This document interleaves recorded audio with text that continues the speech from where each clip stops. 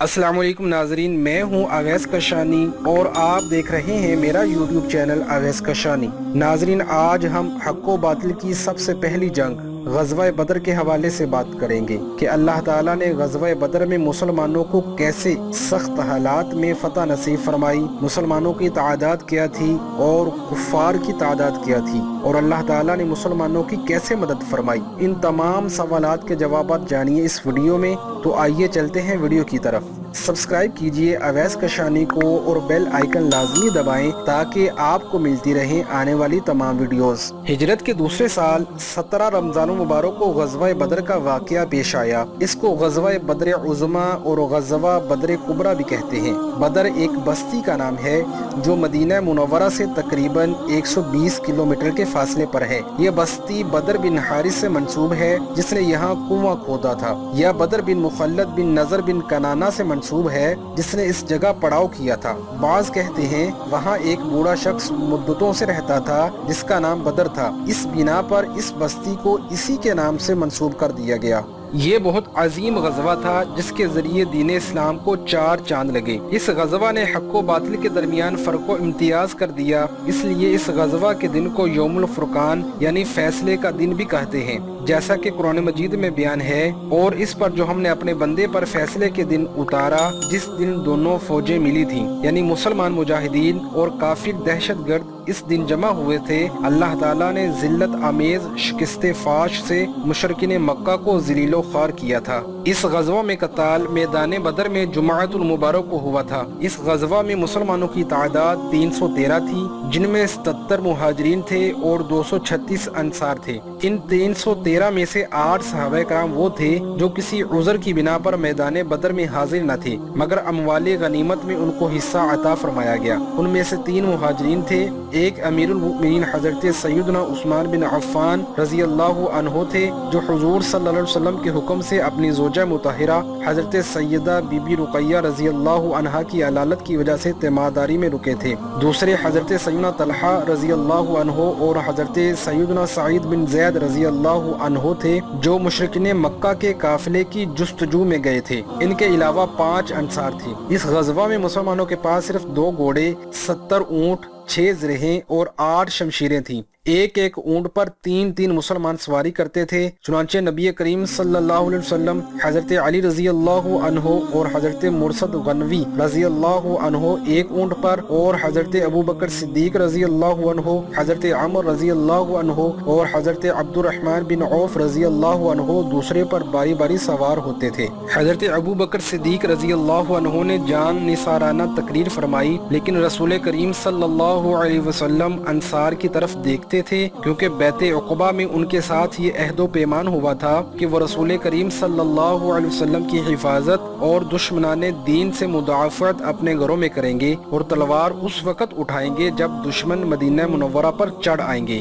حضرت انس رضی اللہ عنہ سے روایت ہے، فرماتے ہیں آخر حضرت سعد بن عبادہ رضی اللہ عنہ جو انصار کے رئیس تھے اٹھے اور انہوں نے عرض کی، یا رسول اللہ صلی اللہ علیہ وسلم، قسم ہے اس ذات اقدس کی جس کے قبضہ قدرت میں میری جان ہے، اگر آپ صلی اللہ علیہ وسلم حکم فرمائیں کہ ہم گھوڑوں کو سمندر میں ڈال دیں تو ہم ضرور سمندر میں کود پڑیں گے، اور اگر آپ صلی اللہ علیہ وسلم فرمائیں کہ ہم گھوڑوں کو برق الغماد جو حبشہ کے شہروں میں سے ایک شہر ہے تک بگا دیں تو ہم ہر طرح سے آپ صلی اللہ علیہ وسلم کے حکم کے تابع ہیں، ہم میں سے کوئی ایک بھی حکم کی خلاف ورزی نہ کرے گا۔ اس پر حضور علیہ الصلوۃ والسلام نے ان کے لیے دعائے خیر فرمائی۔ حضرت مقداد بن اسود رضی اللہ عنہ نے بارگاہ رسالت میں عرض کی، یا رسول اللہ صلی اللہ علیہ وسلم، ہم آپ صلی اللہ علیہ وسلم کے حضور وہ بات نہیں کہیں گے جو حضرت موسیٰ علیہ السلام کی قوم نے کہی تھی کہ آپ اور آپ کا پروردگار دونوں جائیں اور قوم جبار ان سے لڑیں، بلکہ ہم آپ صلی اللہ علیہ وسلم کے دائیں طرف، آپ صلی اللہ علیہ وسلم کے بائیں جانب، آپ صلی اللہ علیہ وسلم کے آگے اور پیچھے دشمن کے ساتھ لڑیں گے۔ حضرت عبداللہ بن مسعود رضی اللہ عنہ جو اس حدیث پاک کے راوی ہیں، فرماتے ہیں کہ نبی کریم کا چہرہ انور خوشی سے چمکنے دمکنے لگا، آپ صلی اللہ علیہ وسلم خوش ہو گئے۔ حضرت عبداللہ بن مسعود رضی اللہ عنہ فرماتے ہیں، میں نے حضرت مقداد بن اسود رضی اللہ عنہ کی یہ ایسی نیکی دیکھی، اگر وہ مجھے حاصل ہوتی تو اس کے مقابل میں کسی नेकी को ना देखता, सबसे ज्यादा मुझको वो पसंद होती। आप सल्लल्लाहु अलैहि वसल्लम 8 या 12 रमजान मुबारक 2 हिजरी को अपने जानिसारों के साथ शहर से निकले। चूँकि मदीना से रवानगी और ज़ाहरी अदम मौजूदगी की हालत में मुनाफिकीन और यहूद की तरफ से इत्मीनान न था, इसलिए हजरत अबू लुबाबा बिन अब्दुल मुंजिर रजी अल्लाह अन्हु को मदीना में खलीफा मुकर्रर फरमाया और हुक्म फरमाया कि मदीना को वापस जाएं। मकाम आलिया यानी कि मदीना तोयबा की बालाई आबादी पर हजरत आसिम बिन अदी रजी अल्लाह अन्हु को मुकर्रर फरमाया। इन इंतजामात के बाद रसूल करीम सल्लल्लाहु अलैहि वसल्लम बदर की तरफ बढ़े, जिधर से मुशरिकीन मक्का की आमद की खबर थी। कुरैश मक्का चूँकि पहले पहुँच गए थे, इसलिए उन्होंने मुनासिब मकामात पर कब्जा कर लिया। बाखिलाफ इसके मुसलमानों की तरफ चश्मा या कुआं तक न था।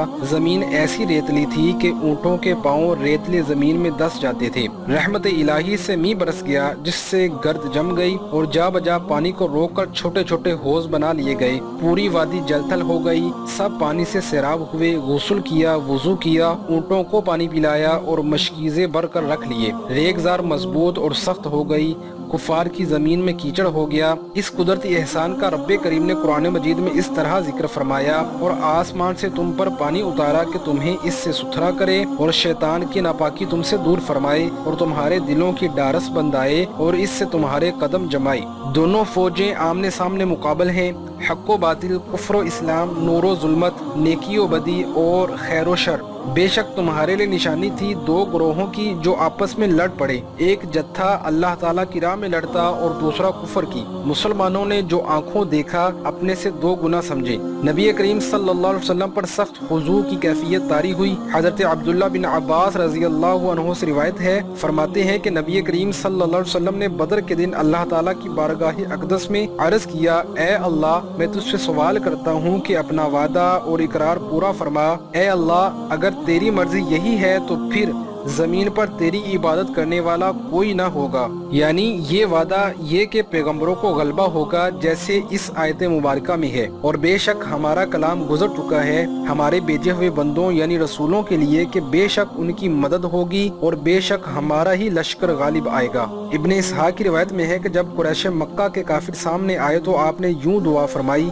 ए अल्लाह, ये कुरैश के लोग बड़े गुरूर और फख्र के साथ पैगंबर से लड़ने और जुठलाने को आ रहे हैं, अपनी मदद भेज जिसका तूने वादा फरमाया है। इस बेकरारी पर बंदगाने खास को रिक्कत आ गई। हजरत अबू बकर सिद्दीक रजी अल्लाह अन्हु ने अर्ज किया, या रसूल अल्लाह सल्लल्लाहु अलैहि वसल्लम, अल्लाह ताला अपना वादा पूरा फरमाएगा। आखिर रूहानी तस्कीन के लिए फरमाया, अब बगाई जाती है ये जमात, फौज कुफार और पुश्तें फेर दी गई। मुसलमानों को अल्लाह करीम ने फतह अजीम से नवाजा। मुसलमानों में सिर्फ 14 जानिसारों ने जामे शहादत नोश किया, जिनमें 6 मुहाजिर और बाकी अंसार थे। लेकिन दूसरी तरफ कुरैश की असल ताकत टूट गई और रोसाई कुरैश जो अपनी कौम में बहादुरी में मशहूर और कबाइल के सिपा सालार थे, एक एक करके मारे गए। इनमें उतबा, अबू जहल, अबुल बख्तरी, जामा बिन अल असवद, आस बिन हशाम, उमैया बिन खलफ, उतबा बिन हज्जाज कुरैश के सरदार थे। करीबन 70 वासिल जहन्नुम और इसी कदर गिरफ्तार हुए। एक मरतबा हुजूर अलैहिस्सलाम खाना काबा के पास नमाज पढ़ रहे थे तो अबू जहल के कहने पर उतबा बिन मुईत ने